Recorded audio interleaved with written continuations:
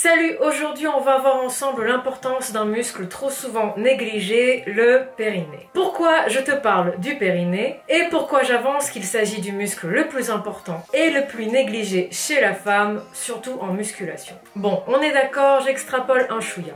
Mais commençons par le début. Le périnée est un muscle dont le rôle est de soutenir les voies digestives, urinaires et génitales. Je pourrais te faire tout un cours d'anatomie, schéma à l'appui, mais on n'est pas en SVT ici. On va rester simple et pratique. Je te ferai découvrir un petit peu plus tard où il se trouve grâce à un exercice pratique. C'est un muscle invisible qui se trouve sous la paroi inférieure du pelvis. Sa structure est différente chez l'homme et chez la femme. Et allez, au cours d'une vie, la plupart des gens n'en ont même pas conscience. Quand on pense au périnée d'ailleurs et que l'on sait ce que c'est, on pense immédiatement à la grossesse et surtout à la rééducation périnéale post-natale.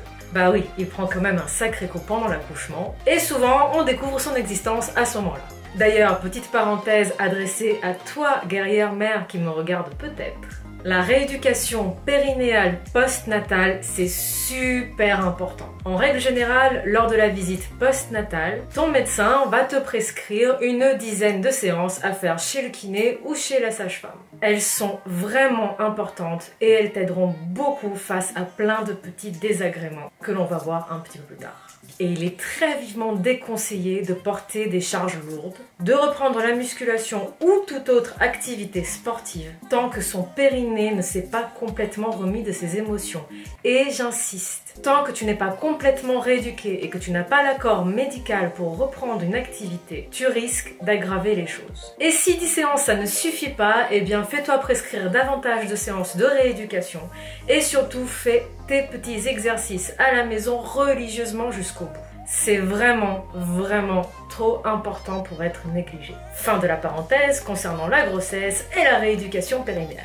On pense donc grossesse et accouchement, mais on devrait aussi penser musculation et activité sportive quand on pense à ce fameux périnée. Mais on ne le fait pas. Peut-être parce qu'il s'agit d'un sujet encore trop tabou ou juste négligé, puisque nous ne sommes pas la majorité des pratiquantes en musculation, que ce soit en salle de sport ou à la maison. La première fois que j'ai fait face personnellement à ce sujet, ça a été en salle de sport. Autour d'une conversation avec une nana qui, à force de faire des squats mal maîtrisés, c'est-à-dire trop lourds et mal exécutés, s'est retrouvée avec des gros soucis de périnée, alors qu'elle n'avait jamais été enceinte et qu'elle avait quoi, 18 ans peut-être ? Techniquement, j'avais déjà personnellement connaissance de ce phénomène. J'ai quand même été touchée à ce moment-là par son témoignage et par la suite de me rendre compte qu'il y avait beaucoup de femmes qui n'étaient tout simplement pas conscientes de l'importance d'avoir un périnée solide quand on fait du fitness et plus particulièrement de la musculation. Alors, c'est valable aussi pour les autres activités sportives comme la course à pied,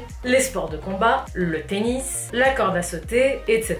Sans oublier toutes les activités où il faut courir ou sauter. En gros, toute activité qui provoque une pression sur un plancher pelvien faible, qui n'arrive donc plus à jouer son rôle correctement, fait courir un risque de prolapsus, c'est-à-dire de descente d'organes, d'incontinence urinaire et fécale, et de perte de plaisir pendant l'acte sexuel. Donc, quand on prend des charges trop lourdes, que l'on fait des abdominaux sauvages, que l'on enchaîne les exercices avec des à-coups violents, et que notre périnée n'est pas assez solide, eh bien on encourt ces risques-là. Et ce n'est vraiment pas joyeux tout ça, surtout quand on sait qu'après de longues années de pratique sportive, c'est un risque que l'on encourt de toute façon à cause du vieillissement. Donc un périnée tonique et bien musclé, c'est un super investissement à tous âges, à court, moyen et long terme. Attention, on ne va pas pour autant céder à la paranoïa et à la panique. Quand on s'entraîne, il est possible de protéger son périnée dans une certaine mesure, tout simplement en le contractant. Donc, quand on porte des charges lourdes ou que l'on exécute des exercices sautés, on va se concentrer dessus pour bien le solliciter. On n'oublie pas non plus de rentrer bien son ventre pour resserrer sa paroi abdominale quand on s'entraîne et de respirer par la bouche. Ça évitera de mettre toute la pression sur notre petit périnée. Et en plus, ce n'est pas parce que la plupart du temps on n'est pas consciente de son existence que l'on ne peut pas le solliciter de manière consciente. Allez, c'est le moment carrément étrange où on va devenir vachement intime. Petit exercice pratique. Phase 1. Est-ce que tu arrives à reproduire la sensation que tu ressens quand tu retiens ton jet d'urine lorsque tu vas aux toilettes? Allez, c'est le moment d'essayer.